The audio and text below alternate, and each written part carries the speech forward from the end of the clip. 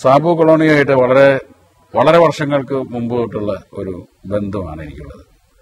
അത് ഈ ഡിസൈൻസ് എന്ന് പറയുന്നത് നമ്മൾ സിനിമയിൽ ശ്രദ്ധിക്കേണ്ട ഒരു ഘടകമാണെന്ന് തോന്നിത്തുടങ്ങിയപ്പോൾ മുതൽ ഗായത്രി അശോകനും സാബു കൊളോണിയും ഒക്കെ മലയാള സിനിമയിലെ ഒഴിച്ചുകൂടാൻ പറ്റാത്ത വിഭാഗങ്ങളായി മാറി.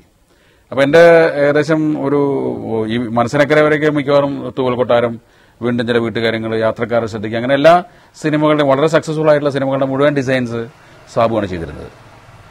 അപ്പോൾ സാബുവിന്റെ ഒരു പുതിയ സംരംഭമാണ് ഇപ്പോൾ പുതുതായിട്ടുള്ള ഈ ഗ്രാഫിക് ഡിസൈൻ പഠിപ്പിക്കാനുള്ള ഒരു കോഴ്സ് സ്റ്റാർട്ട് ചെയ്യുന്നതും അതിന്റെ ചില ബ്രാഞ്ചസ് കേരളത്തിലെ പല സ്ഥലങ്ങളിലും ആരംഭിക്കുന്നതും എനിക്ക് സന്തോഷം തോന്നുന്നു. കാരണം നമ്മളെപ്പോഴും കാലത്തിന്റെ ഒപ്പം യാത്ര ചെയ്യേണ്ടതുണ്ട്. എന്നും ഒരേ തരം ഡിസൈൻസും അതല്ലെങ്കിൽ കമ്പ്യൂട്ടറിന്റെ തന്നെ ചെറിയ ചെറിയ ഘടകങ്ങളിലൂടെ മാത്രം മാറുന്നതിന് പകരം പുതിയ പുതിയ മേഖലകളിലേക്ക് നമ്മുടെ അറിവ് വർദ്ധിപ്പിക്കണം.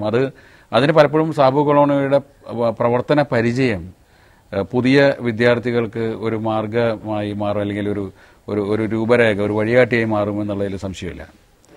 ഇപ്പം നമുക്കറിയാം, ഈ സിനിമയിലും മറ്റെല്ലാ മേഖലകളിലും ആധുനികതയുടെ കടന്നുവരവ് വളരെ അത്ഭുതകരമായ രീതിയിലാണ്.